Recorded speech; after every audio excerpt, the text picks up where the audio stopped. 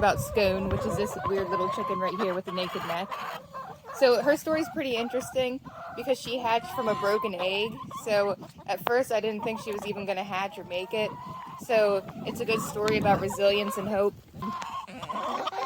So this is her mother right here, Mimosa, and she is the queen of broodiness. She goes broody very often, and for those of you who don't know what that means, it's when a chicken basically just wants to be a mother, so she sits on the eggs and tries to hatch them. So as you can see, I don't have a rooster anymore, but a couple years ago I got an accidental rooster. I got some baby chicks and there was a male mixed in there. I didn't know that at the time because, you know, when they're babies they all look the same, and it was a turkin.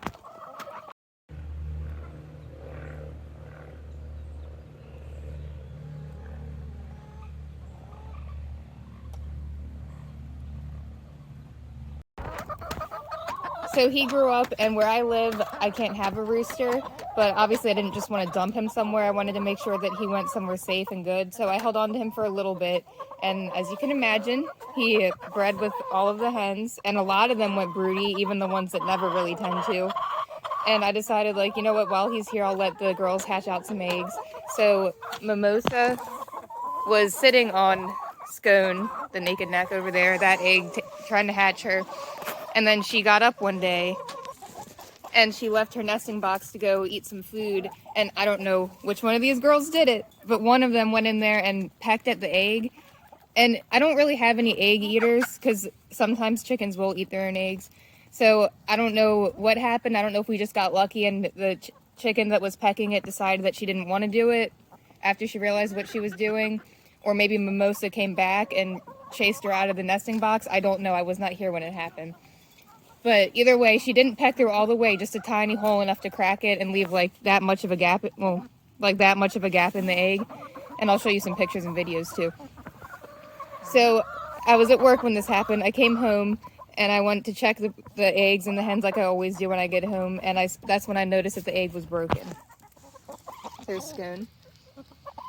So I took the egg, and at first I thought it was hopeless and pointless. I was like, well, it's broken, air's been in it, bacteria's probably been in it. I was like, I don't even know if the chick is still alive, but I don't like to give up. I was like, well, I'll at least give it a try. So I took it inside, and I had this little teeny tiny quail egg incubator from when I was a kid, because when I was little, I used to always find like bird eggs on the ground, and I would try to hatch them.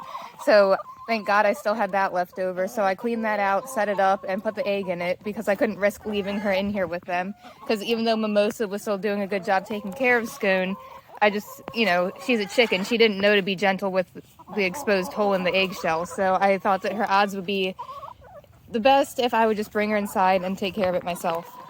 Here's Marigold. And one good thing that I think was really in Scone's favor at this point was it was towards the end of the incubation cycle for her. So there was only a few days left to go. And I candled the egg, which is when you hold a light up to it. And I did see some movement, so I knew she was alive. So things were starting to look pretty good.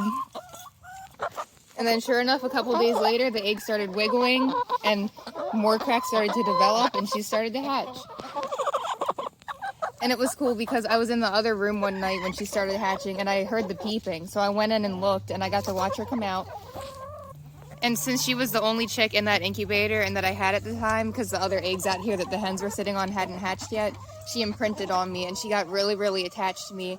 And as you'll see in some of the videos I'm about to show, she would follow me around, she would jump up and sit on my lap. She was just really, really friendly. But because I work full-time and I was also busy growing a bunch of different crops for my farm stand, I couldn't always be with her and I couldn't bring her to work with me. So I decided to come out here and take one of the other eggs that was close to hatching. And I brought that in, put it in the incubator, hatched it, and then put it with her so she could have a little buddy. That chick that hatched ended up being a rooster, so I did have to rehome him. And he went to a really nice family. And then her father, his name was Kettlecorn, my friend ended up taking him. My friend has tons and tons of chickens, so it worked out. They all went to good homes, but I kept her since she's a female. And she's very interesting. She lays a lot of eggs. They're not that big, probably because she's part Silkie, and Silkies are tiny. But it's like a nice, long, oval-shaped egg. It's a cream color. So even though they're not the biggest eggs, she does lay a lot of them, so she's really good for that. And it's funny because even though she was so clingy and attached to me as a chick, now that she's out here with all the other hens, she's really not that clingy. Like Marigold, for example, right here, has been trying to get in my lap this whole video. And a lot of my girls are really friendly like that. But Scone kind of just likes to do her own thing. And even though you can see it's wintertime, their water already froze, even though I just filled it up, so I got to change that out again. But despite how cold it is, and despite her having a naked neck, she actually does really, really well. She's a very hardy little bird. And one of the funniest things about her, I'll try to get footage of this at some point, but it's kind of hard because she's very secretive when she lays her eggs. But if you ever lift up the nesting box when she's in the coop about to lay an egg and you disturb her in the process, she'll start squawking and carrying on and acting crazy. And it's so funny. And out of all of the eggs that I let these girls hatch back when I had kettle corn here, almost all of them except for Scone were roosters. So I just rehomed them all for free. And they all inherited that naked neck from the father.